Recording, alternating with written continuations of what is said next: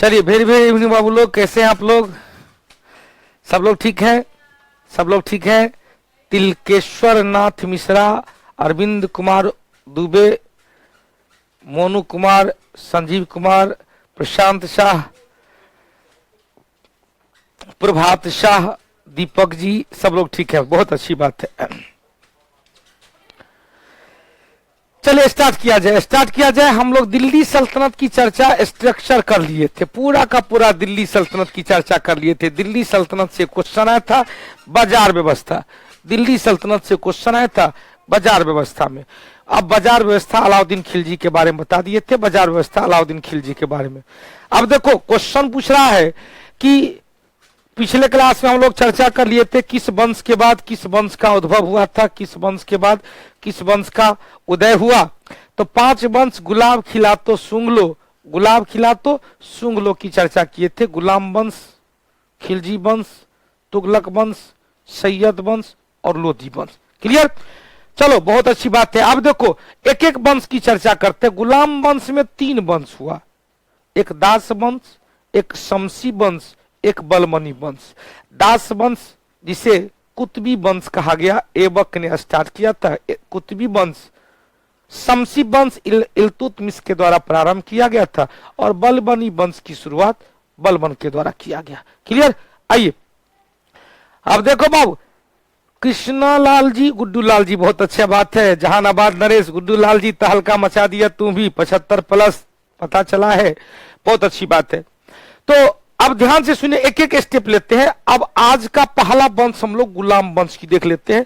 गुलाम वंश में स्थापना कुतुबुद्दीन ऐबक के द्वारा किया गया, जो खुद मोहम्मद गौरी का क्या था, गुलाम था। अतः इनके द्वारा स्थापित वंश को एकदम स्लो मोशन पढ़िएगा, दिमाग पे या घुस जाएगा, दोबारा पढ़ने की आवश्यकता नहीं पड़ेगी। इनके द्वारा स्थापित वंश गुलाम वंश, इसे ही दास वंश भी कहा जाता है। इनका काल को 3 भाग बांटते हैं या 2 भाग बांटते हैं। पहले 3 भाग बांटेंगे, 1206 से पहले, 1206 से 8, 6 से 8, 8 से 10, 1206 से लेकर 1208 तक यह गौरी का दास के रूप में दिल्ली सल्तनत पर शासन किया। गौरी का दास के रूप में मिथिलेश बाबू दिल्ली सल्तनत पर शासन किया। अब ओबीसी महिला कटअप क्या होगा, अब हम लोग उसकी चर्चा कल के वीडियो में, कल नहीं परसों के वीडियो में कर चुके थे। मंगलवार को मैं आया था लाइव, शादी के दिन लाइव आया था और उस दिन मैं लाइव आकर डिस्कशन किया था, वीडियो का सबका कटअप बता दिया था, देख लीजिएगा, एक बार देख लीजिए उस वीडियो को। अब देखो दास के रूप में स्थापना, दास के रूप में शासन कब से कब तक किया था, तो 1206 से लेकर 1208 तक कुतुबुद्दीन ऐबक एक स्वतंत्र तुर्क राज की स्थापना दिल्ली सल्तनत के रूप में किया था। और इन्होंने अपना राज्याभिषेक, क्योंकि गौरी के मृत्यु के समय वो कहा था बाबू, तो लाहौर में था। गौरी के मृत्यु के समय वो कहा था, लाहौर में था। अतः लाहौर में क्वेश्चन पूछेगा, अपना राज्याभिषेक किया था, लाहौर को अपनी राजधानी बनाई थी, लाहौर में अपना राज्याभिषेक, लाहौर को अपनी राजधानी बनाई। अब देखो बाबू क्वेश्चन पूछ रहा है, अब देखो Krishnavati Devi women cutoff WBC OBC women cutoff. देख भैया, हमरा उम्मीद है कि खूब लोग पढ़ा है, 55 से 60% तक रहेगा, 55 से 60 क्वेश्चन में रहेगा, तो तब जाकर सेफ जोन में रहेंगे। यह सब डिस्कशन कर दी है, उसकी आप फिर डिस्कशन करना उचित नहीं है क्लास के दौरान। अब देखो स्लो पढ़ाइए, ज्यादा समझ में आता है, बहुत अच्छी बात है मुन्ना पासवान जी, स्लो पढ़ाएंगे ज्यादा समझ में आएगा। क्वेश्चन पूछेगा दिल्ली सल्तनत की स्थापना कुतुबुद्दीन ऐबक, दिल्ली सल्तनत का पहला वंश गुलाम वंश, इसे दास वंश कहा गया। क्यों? क्योंकि इस वंश के जितने भी शासक थे वो किसी न किसी का दास था। खुद कुतुबुद्दीन ऐबक गौरी का दास था, दास के रूप में 1206 से लेकर 1208 तक शासन किया था। अब क्वेश्चन पूछेगा कुतुबुद्दीन ऐबक के शासनकाल को 3 भाग में बांटा जाता है, एक 1206 से पहले का काल, एक 1206 से 1208 का काल और एक 1208 से लेकर 1210 का काल। 1206 से लेकर 1208 तक वो गुलाम के रूप में, दास के रूप में, गौरी के दास के रूप में दिल्ली में शासन किया था। क्वेश्चन पूछेगा कि 1208 ईस्वी में, अब देखो अभी कुतुबुद्दीन ऐबक गौरी का दास था, अतः कोई राजसी उपाधि धारण नहीं किया, कोई राजसी उपाधि धारण नहीं किया, बल्कि सिपह सलार का अर्थ होता है सहायक, सिपह सलार की उपाधि 1206 से 1208 के बीच कोई राजसी उपाधि धारण नहीं किया, राजा फाजा सुल्तान फुल्तान नहीं बना, केवल सिपह सलार की उपाधि धारण किया, केवल सिपह सलार की उपाधि धारण किया। अब देखो बाबू क्वेश्चन पूछेगा, सिपह सलार कुतुबुद्दीन ऐबक ने 1208 ईस्वी में यलदौज को पराजित किया और इस विजय से प्रभावित होकर मोहम्मद गौरी का उत्तराधिकारी गयासुद्दीन महमूद ने कुतुबुद्दीन ऐबक को दास्ता से मुक्ति दे दिया। अब देखो क्वेश्चन पूछेगा, 1206 से लेकर 1208 तक दास के रूप में शासन किया किसका, चूंकि 1206 में तो गौरी की मृत्यु हो गई थी, तो गौरी का जो उत्तराधिकारी था गयासुद्दीन महमूद का दास के रूप में 1206 से 1208 तक शासन किया और इस रूप में इस काल में कोई भी राजसी उपाधि धारण नहीं किया, बल्कि सिपह सलार की उपाधि धारण किया। राजसी उपाधि को पहली बार धारण किया 1208 में, क्योंकि जो विरोधी था एलदौज, उस यलदौज को पराजित किया और इस पराजित के अवसर पर गौरी का जो उत्तराधिकारी था, गौरी का उत्तराधिकारी गयासुद्दीन महमूद, उन्होंने दास्ता से मुक्त कर दिया।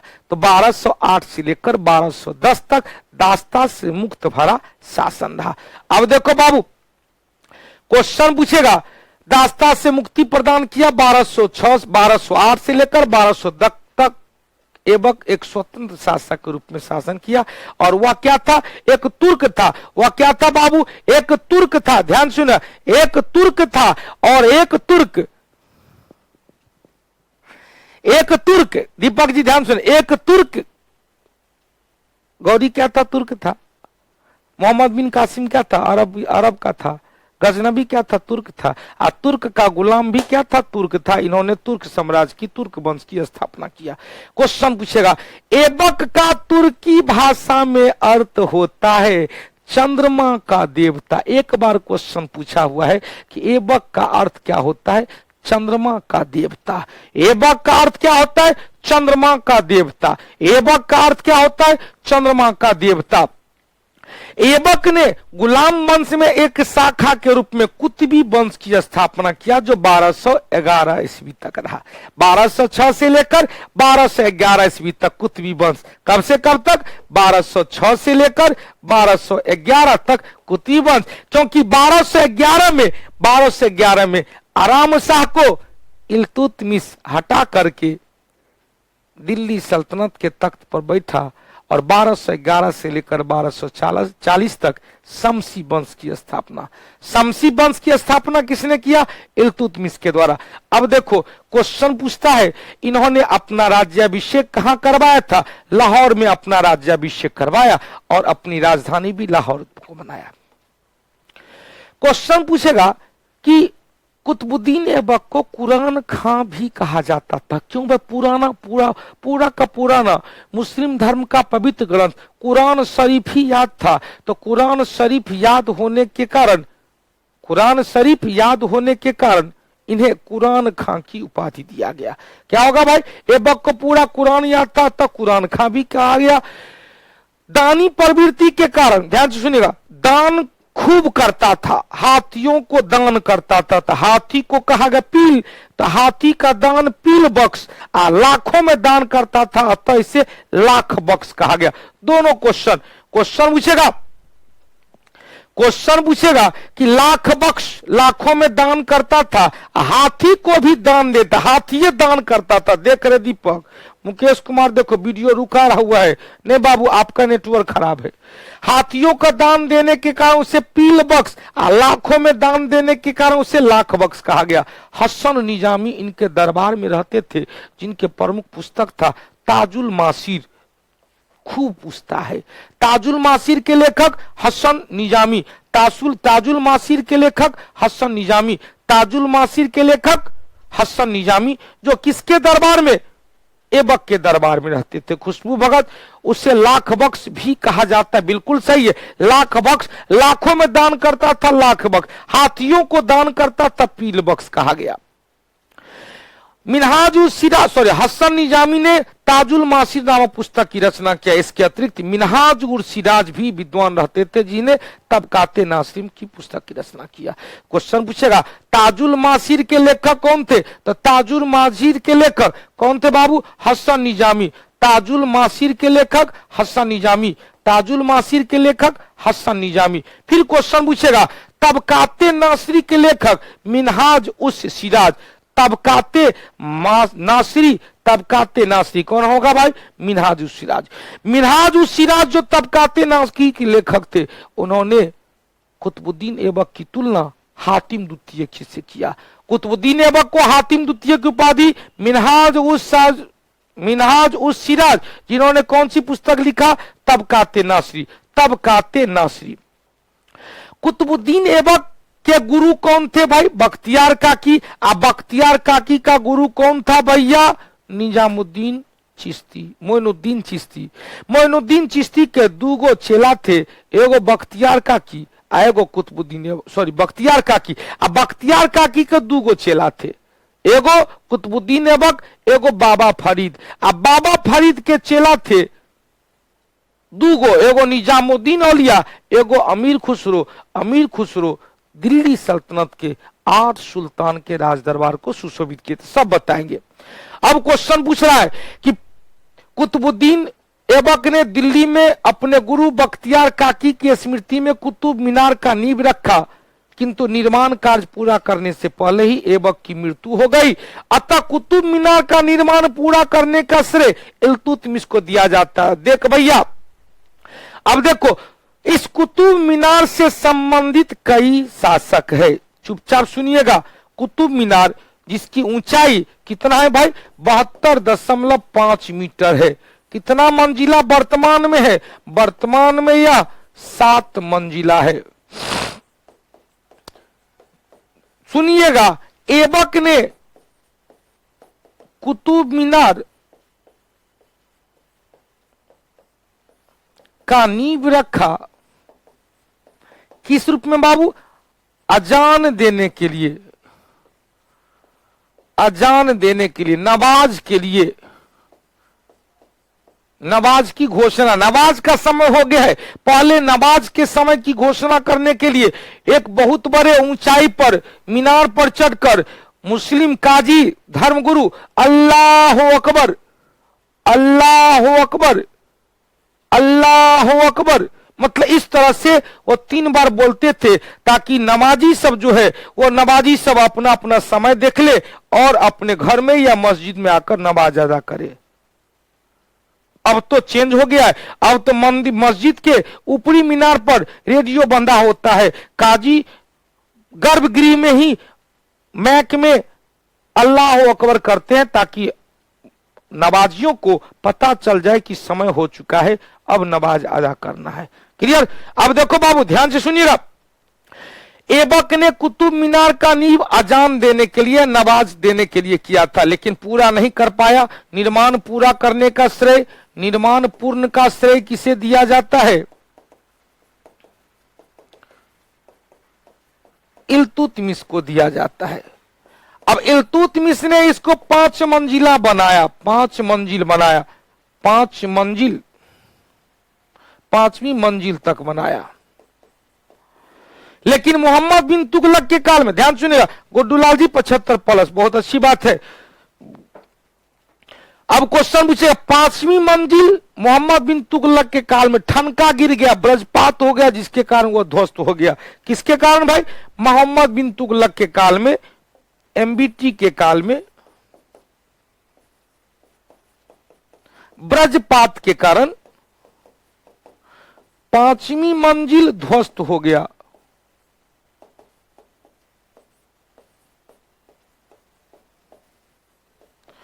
तो एमबीटी के बाद कौन आया, फिरोज शाह तुगलक। फिरोज शाह तुगलक ने 5वीं मंजिल का पुनर्निर्माण, 5वीं मंजिल का पुनर्निर्माण के साथ 2 और मंजिल ठोक दिया, दो और मंजिल बना दिया, कुल मिलाकर 7 मंजिल। कुल मिलाकर कितने मंजिल है कुतुब मीनार? 7 मंजिला है। कुल ऊंचाई 72.5 मीटर है।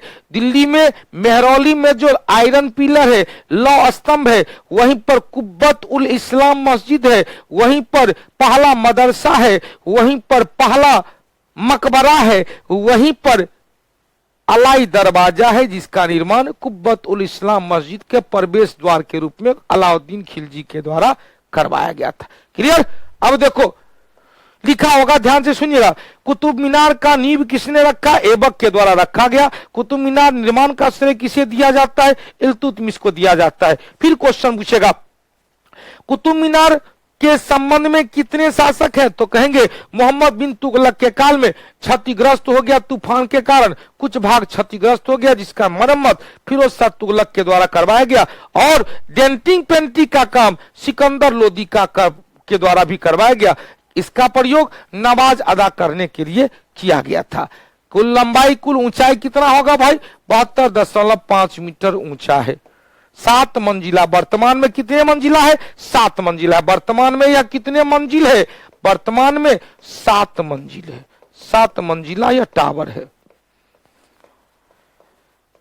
7 मंजिला यह टावर है। हो गया? चलिए, बहुत अच्छा चीज था। अब देखो क्वेश्चन पूछ रहा है, यह तो फिगर दिया हुआ है। फिगर से पहले हम लोग ऐबक के बारे में और ज्यादा चर्चा कर ले। कुतुबुद्दीन ऐबक ने दिल्ली में विष्णु मंदिर, एक विष्णु मंदिर था दिल्ली में, विष्णु मंदिर के स्थान पर, दिल्ली में विष्णु मंदिर के स्थान पर एक मस्जिद का निर्माण करवाया, कुब्बत उल इस्लाम मस्जिद। कुब्बत उल इस्लाम मस्जिद का निर्माण करवाया। इसके अतिरिक्त अजमेर में संस्कृत कॉलेज के तोड़कर 2.5 दिन का झोपड़ा नामक मस्जिद का निर्माण करवाया। अब देखो 2.5 दिन का झोपड़ा नामक मस्जिद में अभी भी ध्यान से, हिंदू धर्म में,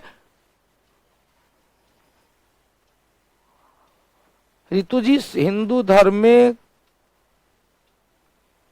जाता है सब अपने मन से ही पूजा। अच्छा, कहा अजान दिया जाता है, सब अपने मन से ही पूजा किया जाता है।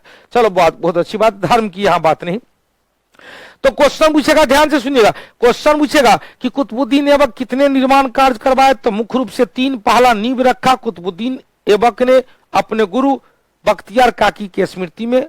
कुतुब मीनार का नींव रखा पूर्ण किया इल्तुतमिश के द्वारा। मोहम्मद बिन तुगलक के काल में वज्रपात के कारण 5वां मंजिला ध्वस्त हो गया था, जिसे फिरोज शाह तुगलक ने पुनर्निर्माण करते हुए 2 और मंजिला ठोक दिया, 7 मंजिला। सिकंदर लोदी के काल में भी कुछ मरम्मत का कार्य करवाया गया था, रंग रोधन का कार्य करवाया गया था। अब क्वेश्चन पूछेगा कि यस कितना ऊंचाई है, कितना ऊंचा टावर है? 72.5 मीटर ऊंचा है। उपयोग किया गया नमाज अदा करने के लिए। विष्णु मंदिर को ध्वस्त करके उन्होंने दिल्ली में ऐबक ने कुब्बत उल इस्लाम मस्जिद का निर्माण करवाया और अजमेर में संस्कृत स्कूल के अवशेष पर एक मस्जिद का निर्माण करवाया। अजमेर में 2.5 दिन का झोपड़ा नामक मस्जिद। और इसका प्रमाण मिलता है कि इस मंदिर के दीवार पर अभी भी स्वास्तिक का, कमल का पंखुड़ी, स्वास्तिक का कहीं कहीं उल्लेख। और याद करेंगे, चौहान वंश के शासक विग्रहराज चतुर्थ विशल देव की रचना थी हरिकेली। हरिकेली नामक संस्कृत नाटक का कुछ उद्धरण से लिखा हुआ है। हरिकेली नामक कुछ संस्कृत नाटक का उद्धरण से लिखा हुआ है। अब देखो बाबू, क्वेश्चन पूछेगा तो स्वास्तिक का चिन्ह हो गया, स्वास्तिक का चिन्ह है। हरिकेली नाटक का कुछ उद्धरण से मिला हुआ है और कमल की कुछ पंखुड़ियां। मैं अपनी आंखों से इस मस्जिद को देखा हुआ हूं। 1210 ईस्वी में चौगान उर्फ पोलो खेलने के दौरान घोड़ा से गिरकर इनकी मृत्यु हो गई। कहा जाता है कि किस शासक, ध्यान सुने, किस शासक की मृत्यु घोड़े से गिरकर हो गई थी? तो कुतुबुद्दीन ऐबक। किस शासक की मृत्यु चौगान खेलने के दौरान हुआ, पोलो खेलने के दौरान हुआ? तो किस शासक की मृत्यु बाबू? तो ऐबक की मृत्यु चौगान या पोलो खेलने के दौरान हुआ। अब आपसे क्वेश्चन पूछेगा कि ऐबक के मृत्यु के बाद, ध्यान से सुनिएगा,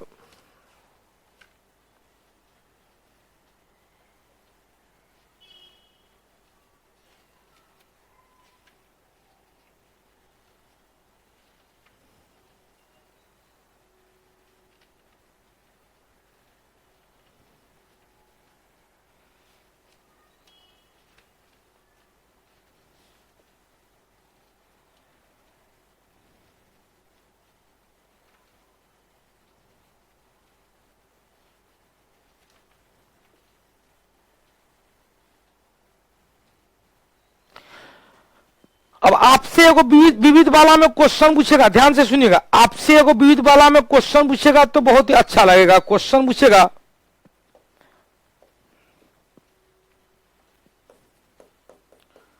पोलो या चौगान खेल में एक टीम में 4 खिलाड़ी, लेकिन आता वाटर पोलो एक टीम में 7 खिलाड़ी। एक टीम में कितना बाबू? 7 खिलाड़ी हो गया। पोलो में कितना? 4 वाटर पोलो में कितना? 7। अब देखो 7 और कहां कहां है? तो 7 कबड्डी में भी है, कबड्डी में भी, नेट बॉल में भी कितना है? तो नेट बॉल में भी 7 है, नेट बॉल में भी 7 है। कबड्डी में कितना है? कबड्डी कबड्डी कबड्डी कबड्डी कितना है भाई? 7 है। क्वेश्चन पूछेगा वॉलीबॉल में कितना है? तो वॉलीबॉल में 6 है। वॉलीबॉल में कितना है भाई? वॉलीबॉल में 6 है। क्वेश्चन पूछेगा क्रिकेट, हॉकी और फुटबॉल में कितना है? क्रिकेट, हॉकी और फुटबॉल में कितना है? 11 है। क्रिकेट, हॉकी और फुटबॉल में कितना है भाई?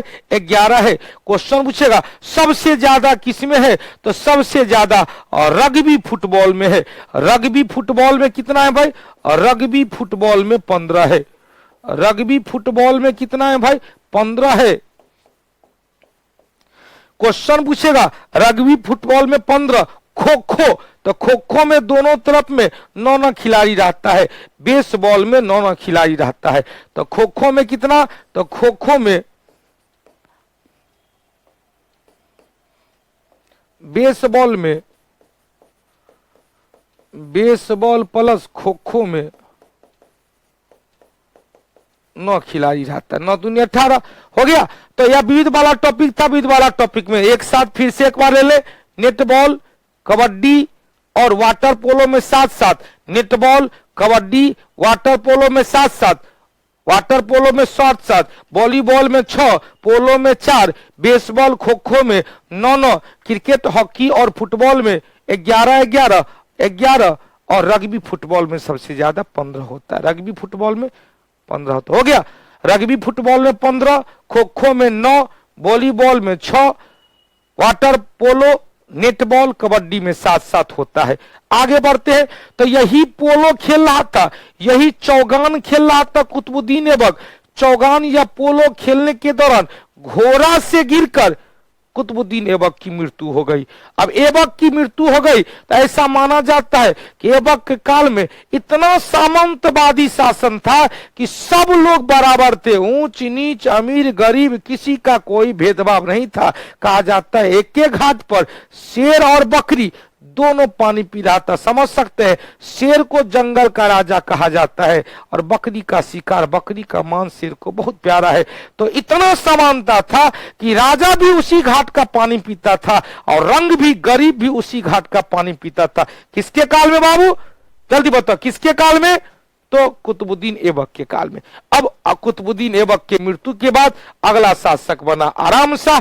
आराम शाह भी कुतुबुद्दीन ऐबक का दास था, लेकिन 1211 ईस्वी में इल्तुतमिश ने आराम शाह को हटाकर अपने आप को शासक घोषित किया। और अपने आप, ध्यान सुनिएगा, क्वेश्चन पूछेगा अपने आप शासक तो इल्तुतमिश ने दिल्ली सल्तनत में दास वंश की एक उपशाखा के रूप में शमसी वंश की स्थापना किया। आपसे क्वेश्चन पूछेगा, आपसे क्वेश्चन पूछेगा, ध्यान से सुनिएगा। बास्केटबॉल में 5, चलो बास्केटबॉल लिखना है, बास्केटबॉल में 5, बास्केटबॉल में 5 यहां पर लिख सकते हैं। बास्केटबॉल में कितना? वॉलीबॉल में 6, वॉलीबॉल में कितना भाई? 6, अब बास्केटबॉल में 5।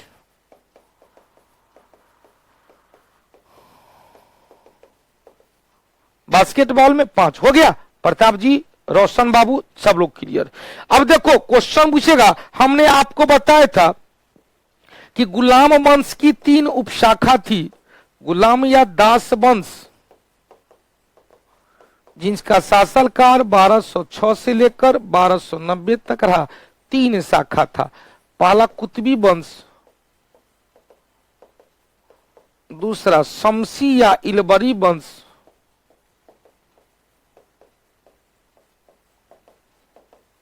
और तीसरा बलबनी या मामलुक वंश, मामलुक या बलबनी वंश।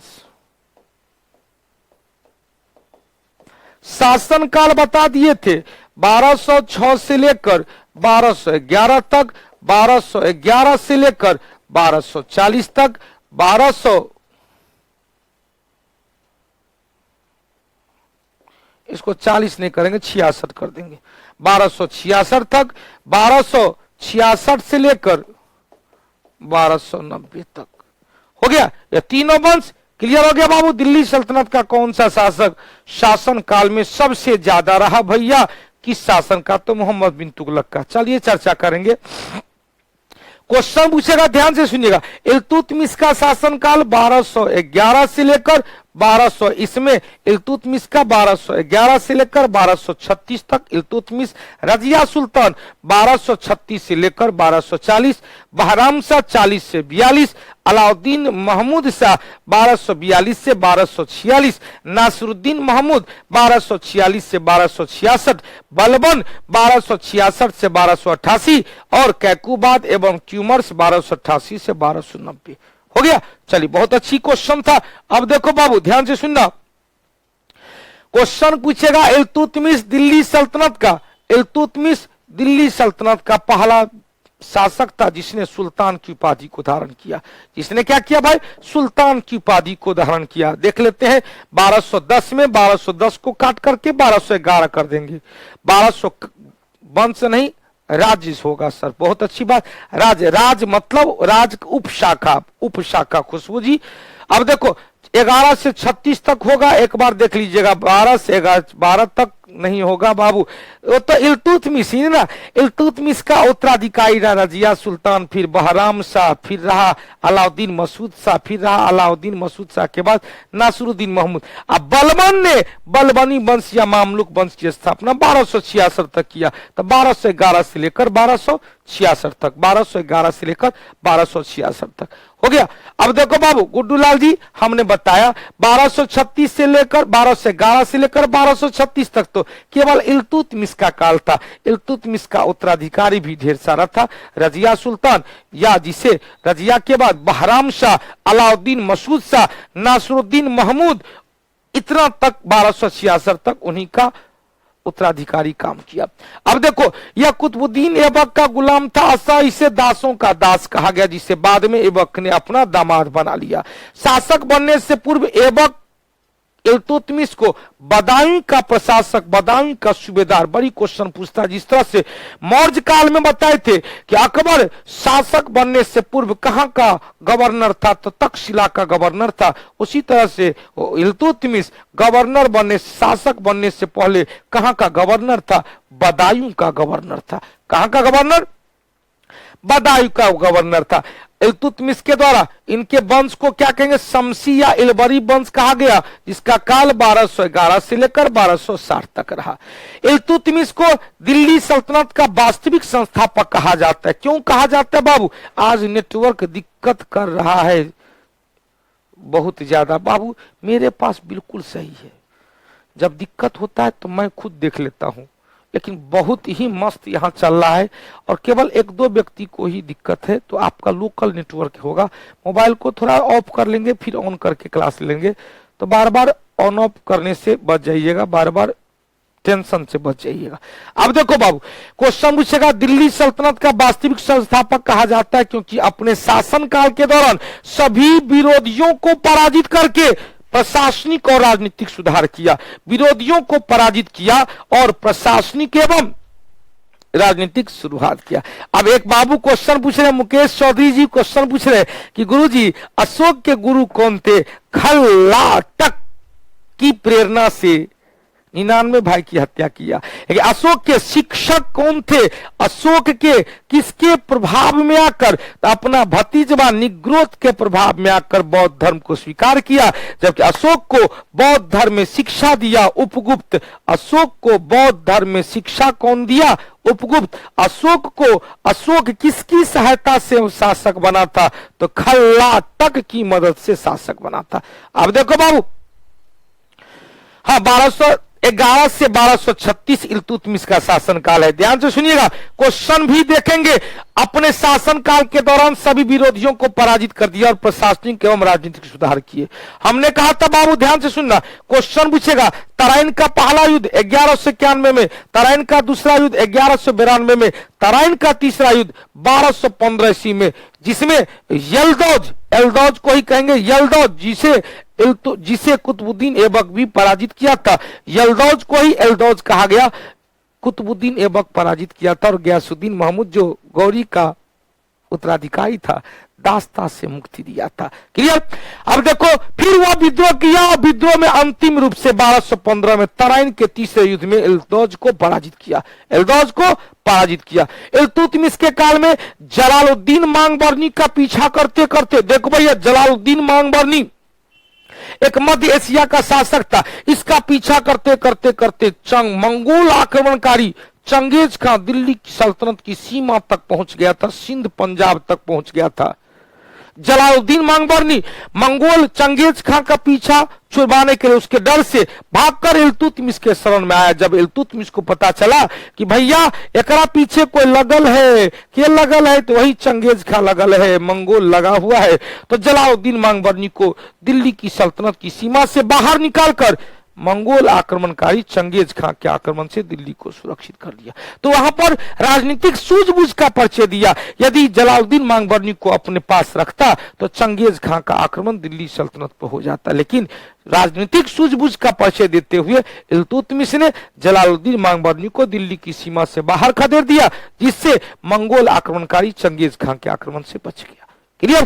तराइन का दूसरा पहला तीसरा क्लियर हो गया। युद्ध लिखवा दीजिएगा डब्लू जी, क्या बात है, कितना लिखवाएंगे। पहला युद्ध 1191 में पृथ्वीराज चौहान वर्सेस गौरी, पृथ्वीराज चौहान की जीत। दूसरा युद्ध 1192 में पृथ्वीराज चौहान वर्सेस गौरी, गौरी की जीत। इसी तरह इनके दूसरा युद्ध ने दिल्ली में मुस्लिम साम्राज्य की स्थापना का मार्ग खोल दिया। तीसरा युद्ध 1215 में एल्दौज एवं इल्तुतमिश के बीच, एल्दौज एवं इल्तुतमिश के बीच, जिसमें इल्तुतमिश की जीत हुई। हो गया। अब क्वेश्चन पूछ रहा है, ध्यान से सुनिएगा। 1229 ईस्वी में इन्होंने बगदाद के खलीफा, जो कि खिलाफत का गढ़ कहा गया खलीफा, बगदाद के खलीफा से सुल्तान बनने का वैध प्रमाण पत्र कहा जाता है, राजकीय प्रमाण पत्र और छतरी प्राप्त किया और उसके पश्चात खिलत प्राप्त किया। खिलत को कहा गया वैध सर्टिफिकेट सुल्तान बनने का, और उसके पश्चात सुल्तान की उपाधि धारण किया। डायरेक्ट क्वेश्चन आएगा, विश्व का पहला मुस्लिम शासक जिसने सुल्तान की उपाधि धारण किया गजनबी था, सुबकतगिन का बेटवा गजनबी। सुबकतगिन 986 में आक्रमण किया था। गजनबी 1001 से लेकर 1027 ईस्वी तक भारत पर कुल मिलाकर 17 बार आक्रमण किया था। जाट जनजाति का विद्रोह अंतिम था। यहां पर गौरी का खोखर जनजाति का विद्रोह अंतिम था। अब क्वेश्चन पूछेगा, ध्यान से सुनिएगा रणधीर बाबू रंजन जी, गौर से सुनिएगा। इल्तुतमिश 1229 में खलीफा बगदाद का था, धर्मगुरु कहा जाता था, उससे खिलत प्राप्त किया था, सुल्तान बनने का वैध प्रमाण पत्र, छतरी प्राप्त किया, ललका वस्त्र प्राप्त किया था। क्वेश्चन वस्त्र, ध्यान से, खलीफा शब्द किसने प्रतिपादित किया? तो खलीफा मुस्लिम धर्मगुरु को कहा जाता है, मुस्लिम धर्मगुरु को खलीफा कहा जाता है। किस मुस्लिम शासक ने अपने आप को खलीफा घोषित किया, अपने आप को खलीफा शब्द से परिभाषित किया? कुतुबुद्दीन मुबारक खिलजी। बताएंगे आगे। अलाउद्दीन खिलजी खलीफा को मान्यता तो दिया, लेकिन उसे प्रशासन में हस्तक्षेप करने से मना कर दिया, कहा कि प्रशासन में हस्तक्षेप नहीं होना चाहिए। अब देखो, अपने प्रशासनिक सुधार के लिए इल्तुतमिश ने क्या किया? 40 तुर्क सरदारों का एक संगठन बनाया, जिसे चालीसा दल या तुर्कान ए चिहलगान कहा गया। क्या कहेंगे? तुर्कान ए चिहलगान, रीता तुर्कान ए चिहलगान या चालीसा दल या चहगान दल कहा गया। 40 तुर्क सरदार। इल्तुतमिश एक न्याय प्रिय शासक थे और कहा जाता है इल्तुतमिश ने अपने मंदिर, अपने महल के ठीक सामने में संगमरमर का, मार्बल का 2 शेर का प्रतिमा लगाया, 2 शेर का मूर्ति लगाया, और उस मूर्ति में उसने गले में घंटी लगवा दिया कि जो भी कोई फरियादी अपना फरियाद लेके, अपना समस्या लेके आता था, उसको इल्तुतमिश से मिलना होता था तो शेर के गले में जो घंटी लगा हुआ था, शेर के गले में घंटी बांध, घंटी बजा करके इल्तुतमिश समझ जाता था कि कोई फरियादी आया है, किसी को न्याय की आवश्यकता है। तो क्वेश्चन पूछेगा, इल्तुतमिश एक न्यायप्रिय शासक था। इन्होंने अपने राजमहल के बगल में सामने में मार्बल का दूगो शेर की मूर्ति लगाया, उसके गले में घंटी बांध दिया, जिसे न्याय चाहिए घंटी बजाकर न्याय प्राप्त करता था। अब देखो बाबू ध्यान से सुनिएगा, क्वेश्चन पूछेगा, इल्तुतमिश अपने शासन काल के दौरान 1226 में रणथंभौर को जीतने वाला पहला शासक था। रणथंभौर अभियान करने वाला पहला दिल्ली सल्तनत का पहला सुल्तान इल्तुतमिश था 1226 में। ग्वालियर विजय 1231 के अवसर पर इन्होंने सिक्कों पर अपनी पुत्री रजिया का नाम लिखवाया। क्वेश्चन पूछेगा, इल्तुतमिश किस विजय के अवसर पर अपने सिक्का पर पुत्री बेटी रजिया का नाम, क्योंकि रजिया को उन्होंने उत्तराधिकारी घोषित किया था, बेटी रहते हुए भी बेटी को अपना उत्तराधिकारी घोषित किया। अब क्वेश्चन पूछेगा, मुगल काल में जहांगीर ने भी ऐसा किया था, बहुत अच्छा। मुगल काल में सोना की न्याय की जंजीर बनाया था जहांगीर ने, 12 अध्यादेश और सोने की न्याय की जंजीर बनाया था। यहां पर इल्तुतमिश अपने महल के सामने में मार्बल का, संगमरमर का दूगो शेर, शेर के गर्दे में घंटी बांध दिया। अब क्वेश्चन पूछेगा, मुद्रा व्यवस्था में सुधार करते हुए इन्होंने शुद्ध अरबी पद्धति में, ध्यान से सुनिएगा, शुद्ध अरबी पद्धति में टंका और जीतल, टंका चांदी का था और जीतल तांबा का था। तांबा का कितना वेट था इसके बारे में पता नहीं है, लेकिन चांदी का जो टंका था कितने ग्रेन का था, 175 ग्रेन का। कितने ग्रेन का, 175 ग्रेन का चांदी का टंका और तांबे का जीतल मुद्रा जारी किया। अब क्वेश्चन पूछेगा, इस तरह मुद्रा व्यवस्था में सुधार करने वाला पहला शासक इल्तुतमिश था। इन्होंने शुद्ध अरबी शैली में चांदी का टंका, तांबा का जीतल जारी किया। ग्वालियर अभियान करने वाला पहला दिल्ली सल्तनत के शासक कौन थे बाबू, इल्तुतमिश थे, जिन्होंने 1231 में ग्वालियर अभियान किए। शुद्ध अरबी शैली में सिक्का जारी करने वाला पहला शासक इल्तुतमिश था, जिन्होंने चांदी का टंका 175 ग्रेन का और तांबा का जीतल जारी किया। अब देखो, इस तरह मुद्रा व्यवस्था में सुधार करने वाला दिल्ली सल्तनत का पहला सुल्तान इल्तुतमिश था। दूसरा क्वेश्चन आता है, इल्तुतमिश ने सिक्कों पर टकसाल का नाम भी खुदबाने की परंपरा स्टार्ट किया। मतलब किस टकसाल में, किस छपाई खाना में सिक्का की ढलाई किया जा रहा है, उस छपाई खाना का सिक्के पर नाम लिखने की परंपरा को इल्तुतमिश ने प्रारंभ किया। इल्तुतमिश के काल में, ध्यान सुनिएगा, इल्तुतमिश के काल में कहा जाता है प्रारंभिक राजधानी लाहौर थी, जो कुतुबुद्दीन ऐबक ने लाहौर में बनाया था। लेकिन इल्तुतमिश के काल में दिल्ली सल्तनत की राजधानी लाहौर से स्थानांतरित करके दिल्ली को बनाया गया। लाहौर से स्थानांतरित करके दिल्ली को बनाया गया। अब देखो, प्रशासनिक व्यवस्था में सुधार करने के लिए क्या किया बाबू, प्रशासनिक व्यवस्था में सुधार करते हुए इन्होंने क्या किया, अपने पदाधिकारियों को नगद वेतन देने के बदले इक्तादारी व्यवस्था की शुरुआत किया। नगद वेतन देने के बदले इक्तादारी व्यवस्था की शुरुआत किसने किया, इल्तुतमिश ने। अब देखो बाबू ध्यान से सुनिएगा, क्वेश्चन पूछेगा तो यहां पर आपको बताना है। आज सुबह में भी हमने चर्चा किया था कुछ क्वेश्चन, जैसे तुर्कान ए चिहलगान, जिसे क्या कहते हैं, चालीसा दल, चालीसा दल स्थापना किया इल्तुतमिश, समाप्त किया बलबन। दूसरा ये इक्तादारी व्यवस्था प्रारंभ किया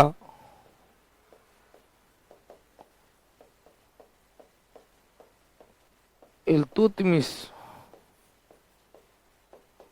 समाप्त किया अलाउद्दीन खिलजी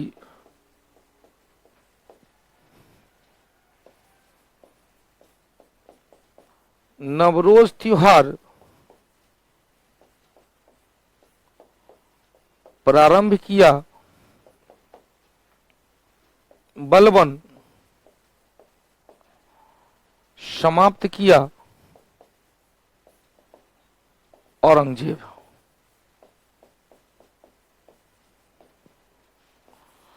सिजदा एवं पैबोश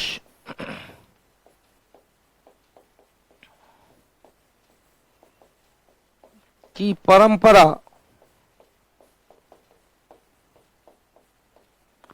प्रारंभ किया बलबन समाप्त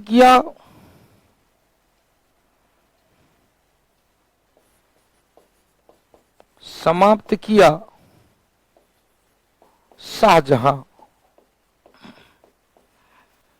फिर क्वेश्चन पूछेगा इलाही संबत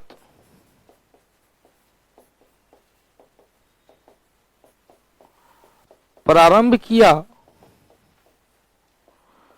1583 में अकबर, सॉरी 1582 में अकबर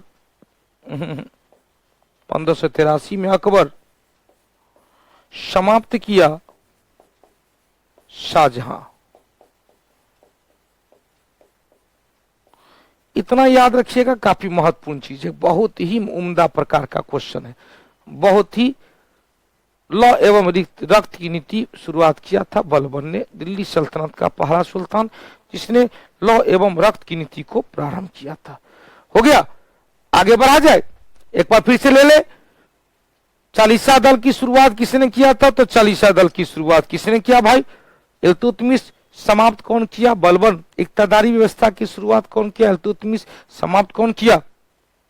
समाप्त किया बलबन। अब देखो बाबू ध्यान से सुनिएगा, क्वेश्चन पूछेगा कि सिजदा और पैबाइश जो एक ईरानी परंपरा थी, सुल्तान के सामने सिर झुकाना और उनके पैरों को चूमना, बलबन ने प्रारंभ किया और शाहजहां ने समाप्त किया। क्वेश्चन फिर पूछेगा कि नवरोज त्योहार की शुरुआत बलबन ने किया और औरंगजेब के द्वारा समाप्त किया गया। औरंगजेब ने झरोखा दर्शन को भी समाप्त किया था। क्वेश्चन फिर पूछेगा कि हिजरी संवत जिसकी शुरुआत 622 ईस्वी में मोहम्मद साहब के द्वारा किया गया, समाप्त कर दिया 1583 में अकबर के द्वारा। अकबर ने 1583 में हिजरी संवत के स्थान पर इलाही संवत की शुरुआत किया, जिसे शाहजहां ने इलाही संवत को समाप्त करते हुए फिर से हिजरी संवत को प्रारंभ किया। क्लियर हो गया बाबू? रंजन कुमार जी, इसका पीडीएफ आपको मिल रहा है। पीडीएफ नवरोज त्योहार 9 दिन तक चलता था। नवरोज त्योहार साक्षी जी 9 दिन तक चलता था। आइए, तो प्रशासनिक व्यवस्था में सुधार करते हुए इन्होंने एकता व्यवस्था प्रणाली को प्रारंभ किया, जिसमें नगद वेतन के बदले भूमि अनुदान दिया जाता था। नगद वेतन के बदले भूमि अनुदान दिया जाता था। इल्तुतमिश भारत में पहली बार मदरसा का निर्माण, मुस्लिम स्कूली शिक्षा के लिए मदरसा का निर्माण, मकबरा का निर्माण,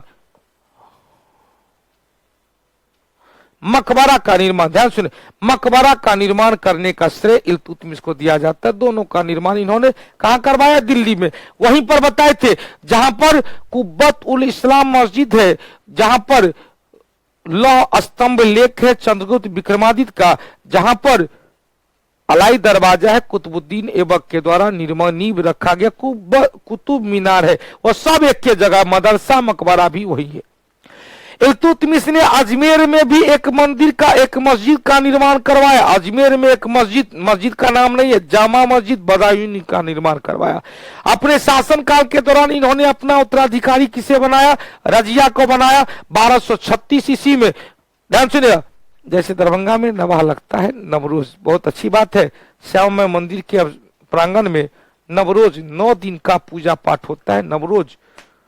उसी तरह से मुस्लिम पारसियन धर्म में, पारसी धर्म में 9 दिनों का एक पर्व मनाया जाता है, जिसे नवरोज कहा जाता है। अब देखो बाबू, 1236 ईस्वी में, ध्यान सुने रवि बाबू, 1236 में इल्तुतमिश की मृत्यु हो गई। तो उनके द्वारा जो प्रारंभ किया गया था तुर्क 40 संगठन, जो 40 तुर्क सरदारों का संगठन था, उन्होंने इल्तुतमिश के जीवन काल में जो उत्तराधिकारी घोषित किया था रजिया सुल्तान, तो रजिया को मुस्लिम महिला मानते हुए शासक के रूप में स्वीकार नहीं किया। जैसे इल्तुतमिश मरा तो इल्तुतमिश के एक कमजोर पुत्र रुकनुद्दीन फिरोज को शासक बना दिया 1236 में। लेकिन रजिया भी दम मानने वाले में से नहीं थी। रजिया जुमा के दिन था, शुक्रवार के दिन था, लाल वस्त्र पहनकर, जब ये लाल वस्त्र पहना जाता है तो लाल का वस्त्र न्याय के लिए माना जाता है, फरियादी के लिए माना जाता है। तो लाल वस्त्र पहनकर दिल्ली की जनता से न्याय की भीख मांगी। दिल्ली की जनता ने भी रजिया का साथ दे दिया और रजिया दिल्ली की जनता साथ पाकर रुकनुद्दीन फिरोज को राजगद्दी से उखाड़ कर फेंक दिया, राजगद्दी से उखाड़ कर फेंक दिया और खुद शासक बन गई, शासिका बन गई। रजिया सुल्तान दिल्ली सल्तनत की पहली महिला शासिका बनी, दिल्ली सल्तनत की पहली एवं अंतिम महिला शासिका बनी। इतना क्लियर। 1236 में इल्तुतमिश की मृत्यु के बाद तुर्क सरदारों ने पुत्री रजिया को शासक न बनाकर रुकनुद्दीन फिरोज को बनाया, लेकिन दिल्ली की शासक घोषित किया। किंतु रजिया सुल्तान शुक्रवार को नमाज अदा करने के वक्त लाल वस्त्र पहनकर दिल्ली की जनता से न्याय की भीख मांगी। दिल्ली की जनता ने भी रजिया का साथ दिया और रुकनुद्दीन फिरोज को हटाकर दिल्ली सल्तनत का अगला सुल्तान रजिया को घोषित किया। अब देखो रजिया सुल्तान का शासनकाल कब से कब तक रहा था, तो 1236 से लेकर 1240 तक। रजिया सुल्तान 1236 से 1240, ध्यान से सुनिएगा। 1236 में इल्तुतमिश की मृत्यु, रुकनुद्दीन फिरोज को हटाकर रजिया सुल्तान ने देखा कि मुझे 40 तुर्क सरदार, चालीसा दल के लोग ने विरोध किया था, अतः रजिया ने उन चालीसा दल के सरदारों को इग्नोर करना स्टार्ट कर दी और गैर तुर्की सरदार को दरबार में महत्व देने लगी। इसका विरोध करना तुर्क सरदारों ने प्रारंभ किया और अल्तुनिया के शासक तमरहिंद के शासक अल्तुनिया ने रजिया के खिलाफ विद्रोह कर दिया। 1240 ईस्वी में रजिया ने तमरहिंद के शासक मलिक अल्तुनिया को विद्रोह को दबाने के लिए दिल्ली से बाहर निकलने के दौरान दिल्ली के शासन का पदभार मलिक याकूत नामक एक गैर तुर्की सरदार को देकर दिल्ली से बाहर निकल गई सैन्य टुकड़ी के साथ। जैसे रजिया दिल्ली से बाहर निकली तो इधर 40 तुर्क सरदारों ने मलिक याकूत की हत्या करके अगला बादशाह घोषित कर दिया बहराम शाह का। दूसरी तरफ रजिया सुल्तान एवं तमरहिंद के शासक अल्तुनिया के बीच पंजाब के भटिंडा नामक स्थान पर युद्ध हुआ। युद्ध में रजिया अपने आप को हारती हुई देख रजिया ने युद्ध के मैदान में ही मलिक अल्तुनिया को कर दिया प्रपोज। मलिक अल्तुनिया ने भी रजिया के प्रपोज को एक्सेप्ट कर लिया, कबूल है। दोनों के बीच निकाह फरमाया गया, शादी ब्याह हुआ और दिल्ली लौटने के दौरान पंजाब के कैथल नामक स्थान पर कुछ समुद्री लुटेरे, कुछ डाकुओं के द्वारा उसकी हत्या कर दिया। इधर रजिया के निकलने के बाद मलिक याकूत की हत्या करके बहराम शाह को तुर्क सरदारों ने गद्दी पर बैठा दिया था। क्लियर। दिल्ली सल्तनत की पहली महिला कौन? रजिया सुल्तान। अब देखो बाबू, रजिया सुल्तान दिल्ली सल्तनत के साथ साथ पूरे मध्यकालीन भारत, अब देखो जिद्दा आता है तो कश्मीर की शासिका थी, पूर्व मध्यकाल का, मध्यकालीन था पूर्व मध्यकालिका। कश्मीर की शासिका रानी जिद्दा, कश्मीर की शासिका रानी जिद्दा जो पूर्व मध्यकाल का कश्मीर का शासक। यहां पर क्वेश्चन पूछेगा, दिल्ली सल्तनत के साथ साथ पूरे मध्यकालीन भारत की पहली महिला शासिका रजिया सुल्तान। अब क्वेश्चन पूछेगा, शासक बनते ही रजिया ने तुर्क सरदार को कम महत्व देने लगी और गैर तुर्क सरदार को अधिक महत्व देने लगी, जिसके कारण तुर्क सरदार ने रजिया का विरोध किया। साथ ही रजिया सुल्तान इस्लाम धर्म के विरुद्ध, इस्लाम धर्म में महिलाओं को पर्दे की वस्तु कहा गया है और इस्लाम धर्म के विरुद्ध उन्होंने दरबार में जींस पैंट कोट टोपी लगाकर दरबार में आने लगी।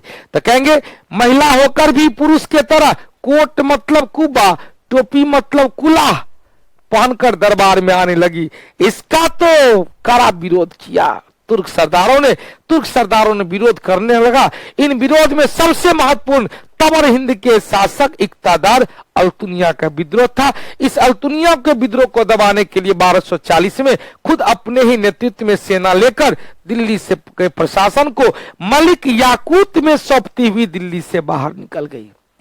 इधर जैसे ही रजिया दिल्ली से बाहर निकली तो मलिक याकूत की हत्या कर दिया तुर्क सरदारों ने और बहराम शाह को दिल्ली का अगला सुल्तान घोषित किया। दूसरी तरफ भटिंडा नामक स्थान पर रजिया एवं मलिक अल्तुनिया के बीच युद्ध हुआ, जिसमें रजिया अपने आप को पराजित होते देख अल्तुनिया से विवाह का प्रस्ताव रखा, जिसे अल्तुनिया ने भी स्वीकार कर लिया। दोनों विवाह के पश्चात दिल्ली की ओर लौट रहे थे तो कैथल में कुछ डाकुओं के द्वारा दोनों की हत्या कर दिया गया। हो गया, इतना क्लियर हो गया। अब देखो दूसरी ओर 1240 में मलिक याकूत की जिसे रजिया ने दिल्ली का पदभार दिया था, हत्या कर दिया तुर्क सरदारों ने और बहराम शाह को शासक बनाया। बहराम शाह का शासनकाल कब से कब तक भाई? बहराम शाह का शासनकाल 1240 से लेकर 1242 तक है। तो 40 से 42 तक बहराम शाह। रजिया के शासनकाल को असफल माना जाता है, जिसका मुख्य कारण, सबसे पहला कारण महिला का होना और दूसरा तुर्क सरदार की उपेक्षा करना या गैर तुर्क सरदार को अधिक महत्व देना। ध्यान सुनिएगा, रजिया के शासनकाल को असफल माना जाता है, जिसका प्रमुख विद्वानों ने कहा कि वो महिला होना, और कुछ विद्वान कहता है असफलता का मुख्य कारण तुर्क सरदार को कम महत्व देना है। रजिया के बाद कौन बना भाई? बहराम शाह शासनकाल 2 साल रहा, कब से कब तक? 1240 से लेकर 1242 तक। बहुत अच्छा। रजिया की हत्या के बाद बहराम शाह गद्दी पर बैठा। बहराम शाह लगभग 2 साल तक तुर्क सरदार के प्रभुत्व का काल, 2 साल तो था। तुर्क जैसे जैसे कहा, तुर्क सरदार या चालीसा दल के सरदार जैसे जैसे कहा वैसे वैसे वो काम किया। बहराम शाह तुर्क सरदार कई कठपुतली बनकर राज शासन किया था। बहराम शाह में एक पद स्थापित किया गया था जिसे नायब मुमलिकात कहा गया या मलिक नायब कहा गया। बड़ी क्वेश्चन पूछता है, मलिक नायब का पद किसने सृजन किया? बहराम शाह। मलिक नायब का पद किसने सृजन किया? बहराम शाह। और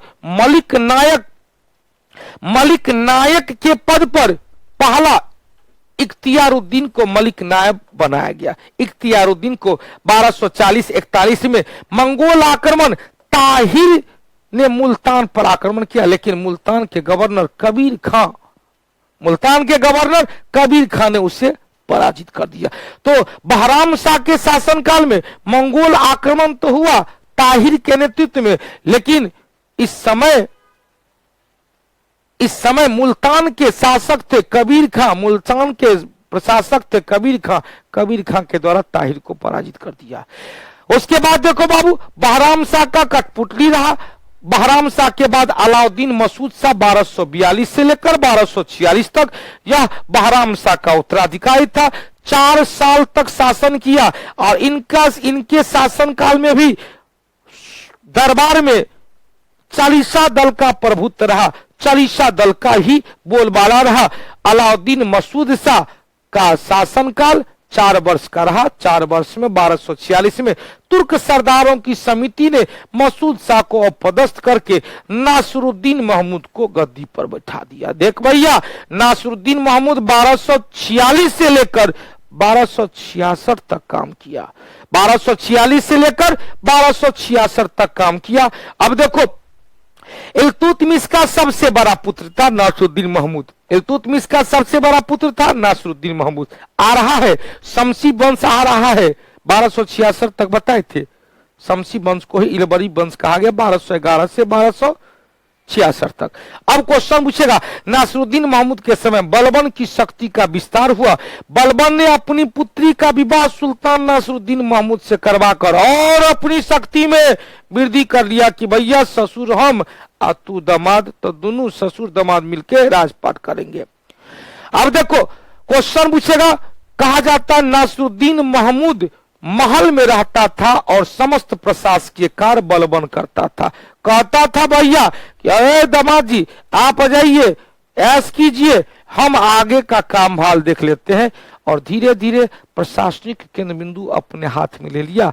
1266 ईस्वी में दामाद नासरुद्दीन की मृत्यु के पश्चात बलबन ने शमसी वंश के स्थान पर एक नया वंश, एक नया दिलदास वंश की एक उपशाखा मामलुक वंश की स्थापना किया। तो आज हम लोग यहां तक बलबनी वंश को ही क्या कहते हैं, मामलुक वंश भी कहा जाता है।